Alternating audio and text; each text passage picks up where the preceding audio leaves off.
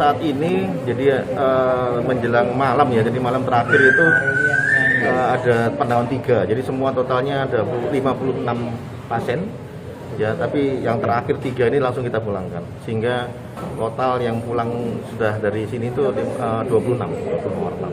26 udah pulang ya dok? Ya, sudah pulang. Terus kemudian ada beberapa yang ada di ruangan, ya memang ada yang berat ya untuk perawatan di ICU sebanyak 7 ya, 7, dan memang ini perlu pengawasannya cukup ketat karena memang mengalami cedera di kepala yang cukup serius. Berarti yang di ICU nambah 1 ya dok kemarin kan?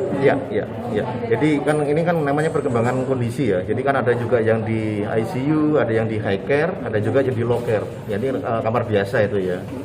Dan ini kan bisa saja berubah ya. Demikian juga yang di low care ini ada yang juga dipulangkan, itu sudah ada yang dipulangkan lagi satu.